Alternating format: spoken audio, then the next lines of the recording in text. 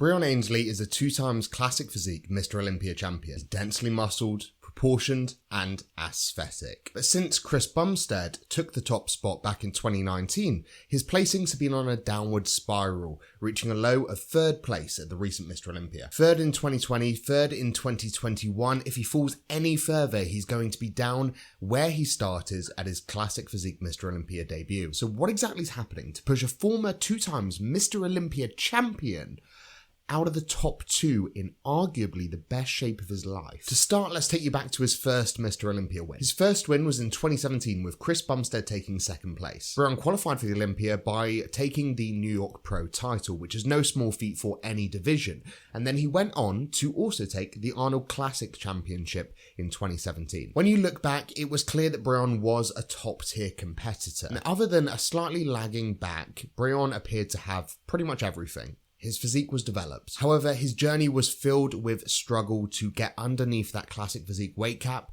and after little progression in 2017 to 2018, his days were numbered. So what exactly are the problems with Breon's physique? You may have heard of the phrase small bones when it comes to bodybuilding. This refers to the phenomenon when 2 bodybuilders can be the same height and yet have completely different physiques at the same weight. This is to do with structure, genetics, and yes, likely something to do with bone density and structure. Breon definitely cannot claim to hold this gift. Breon simply doesn't have the structure to be able to build a truly impressive, densely muscled classic physique within his weight cap. How did he claim 2 Mr. Olympia titles if that's the case? Well, the early days of classic physique were much less sure about its identity. Was it aesthetic bodybuilding? Was it men's physique with legs? So in those early days, Breon proved a safe bet. He had bodybuilding structure with aesthetics, with younger competitors coming up the ranks with better structure and with a type of aesthetic that the Olympia stage and bodybuilding in general had never seen before. He was far from unbeatable. It was only going to be so long before his less than perfect genetics, and I use that phrase because they're still damn impressive,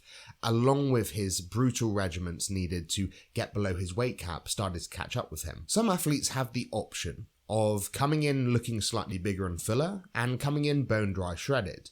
Now, the leniency in classic physique is towards bone dry shredded. However, if an athlete is underneath or just at their weight cap, they are usually able to toe this line fairly well. But I don't feel like Breon has much of a choice. Having to do intense long cardio from 15 weeks out, there's no way that he's going to turn up to any contest anything but depleted. So what about the other athletes in the lineup? Chris Bumstead has a densely muscled physique. He's got a small waist and a wide back. And finally, he's filled out his arms. Terence Ruffin is much like Breon in my eyes. Although he doesn't struggle to reach his weight cap, he is definitely maxed out within the division. Terence is slightly more classic, and he also brings better presentation to the stage. But they both lack the kind of freaky genetics that lead Chris to appear to have such dense muscle at a similar height to weight ratio. This explains why Breon was unable to retain top 2 status over the last couple of years.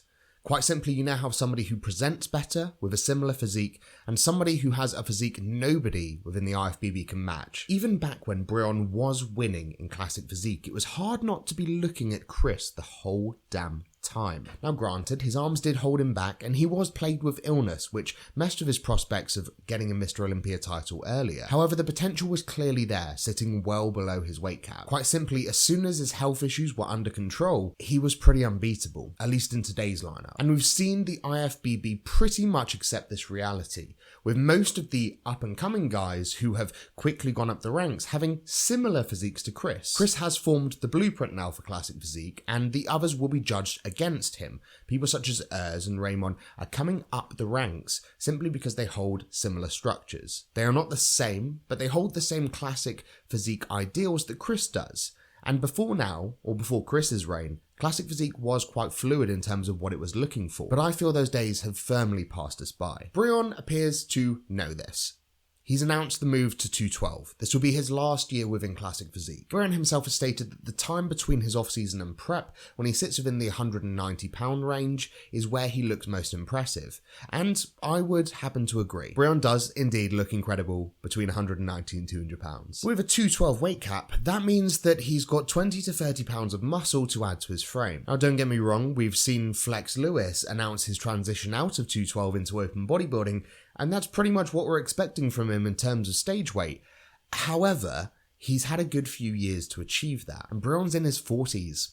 That's far from the prime of a bodybuilder. So with Flex moving, Derek potentially moving, and Sean potentially moving, there is a gap within 212 at the moment. Although personally I'm not a huge fan of people using divisions as stepping stones, going from men's physique to classic, classic to 212, 212 to open, for example, I can see why they do it. Keon Pearson's another bodybuilder who switched out of the classic physique division into 212 due to the feeling that his body was simply better suited to a heavier weight cap and that the classic physique division wasn't going the way of his type of physique. Now Keon actually sits on my wall too. There he is on the wall. Keon placed 14th at the 2021 212 Mr. Olympia. Keon has a better structure. Keon looks more densely muscled. Yes, he has issues with conditioning, but in my mind he is the most aesthetic bodybuilder within the IFBB, or at least he's my favourite. Unless Breon, in his 40s, can pull out a miracle, there is little to no chance that he reaches the top 3 of the 212 Mr. Olympia. And yet he still has the potential to challenge the top ranks of classic physique. But I guess,